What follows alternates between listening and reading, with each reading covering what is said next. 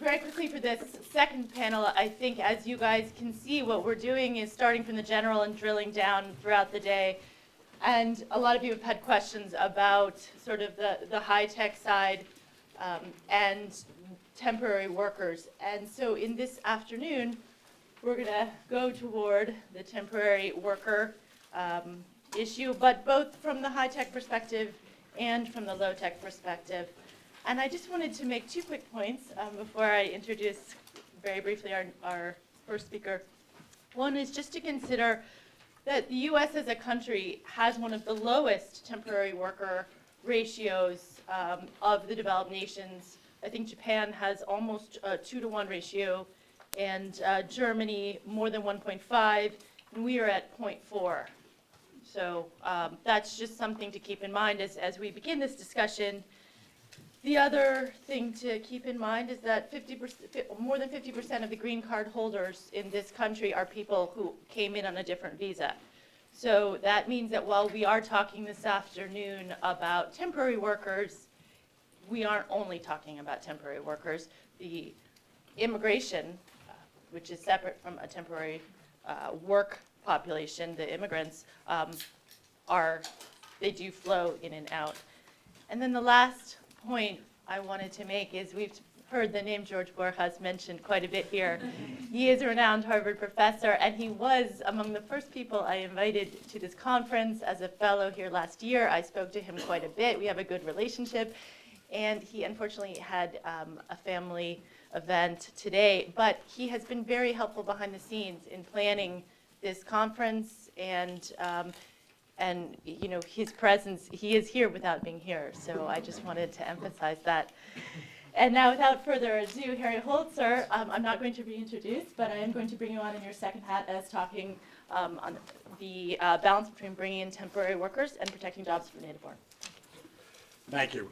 So I apologize to folks that are, number one, getting sick of hearing me talk, or number two, getting a little tired of the economist jargon, but I'm going to give you a little more of that. And again, I don't have the sort of the nice charts that Giovanni had or that others have. I'm going to just try to throw out at least a few more economist concepts, the most important of which, so the theme of this panel is, if you look sector by sector, and the role that immigrants, temporary immigrants, often play in trying to create more balance really between labor demand and labor supply, where remember, labor demand is employers, and the employer need to hire workers, and in some cases, at least in the short term, they have trouble finding them. Even in a very high unemployment economy, employers have some trouble finding workers. Immigrants are part of the supply response to that. How should we think about that? And when is that sensible and when is it not sensible? And I'll throw out some of these other terms, short run, long run, cyclical versus secular, looking at different sectors and different occupations again, but just how do we think about these issues? And then again, I think Ron here and others will put more flesh on those bones and take it less from the abstract to more specific ones.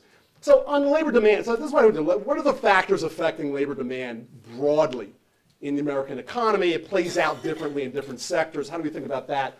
How do we think about the supply piece?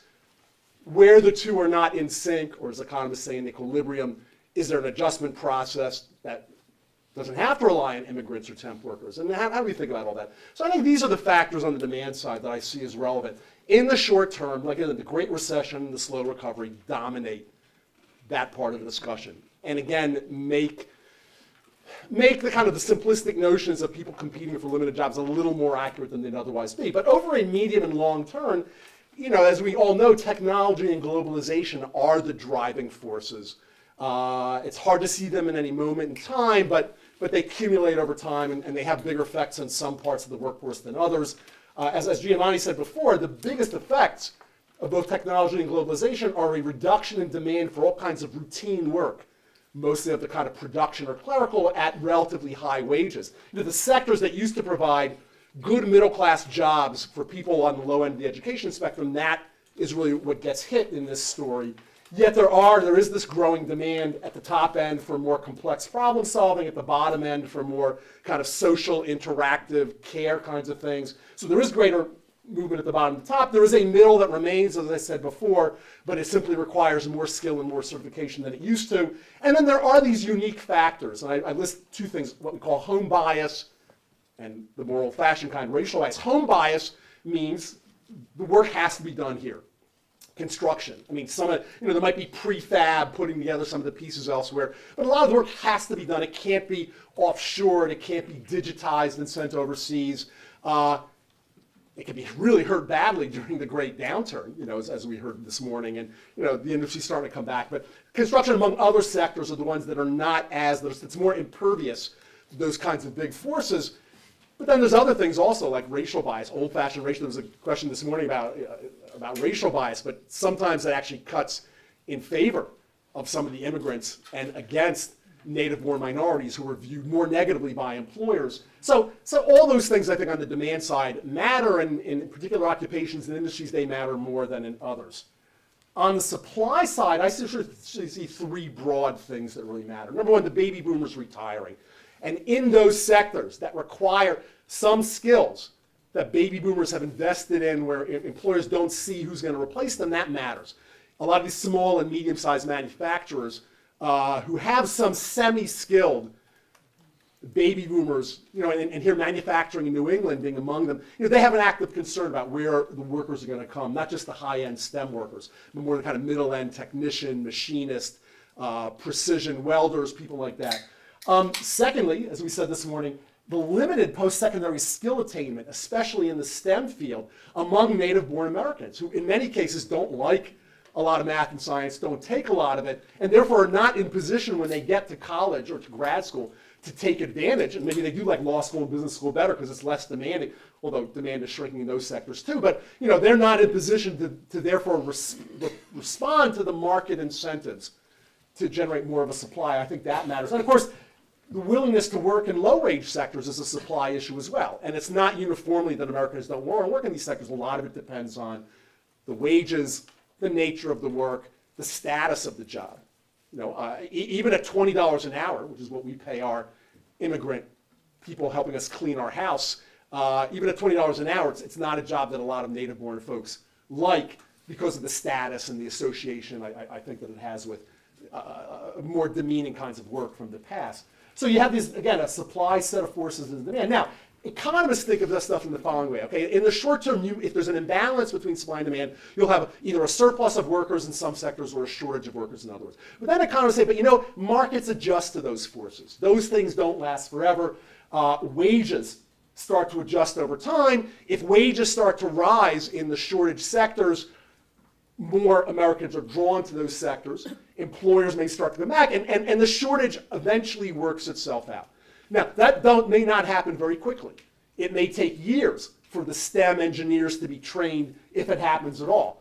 In the meantime, employers can do other things. They recruit non-traditional sources of work in ways they might not have been. They may reorganize the workplace to require those shortage occupations less. There's a lot of dimensions along which economists or employers can respond. Some they can do quickly, others take a long time.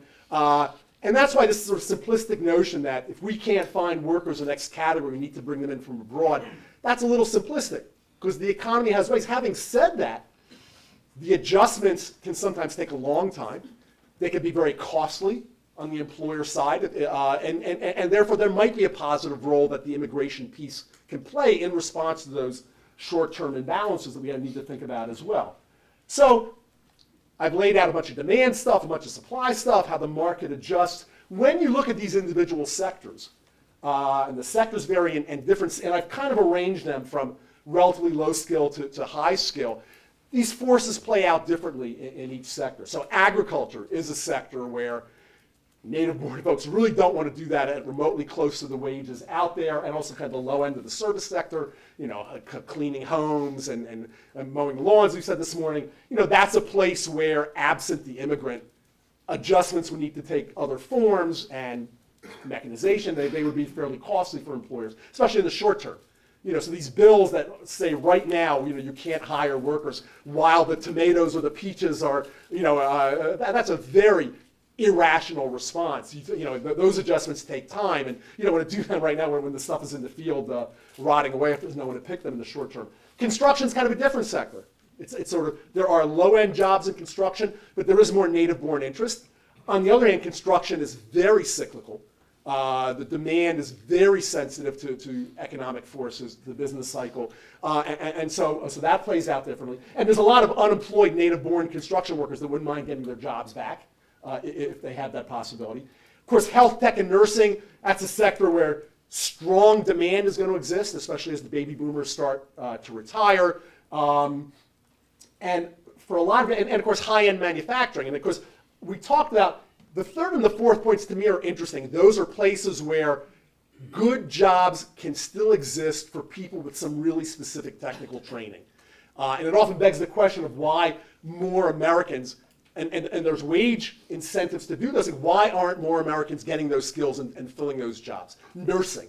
And I think there's also reasons why, when economists, and a lot of people on the left sort of say, this worker shortage stuff is nonsense. Because if there's only these worker shortages, you see wages rising. We don't see wages rising hardly anywhere.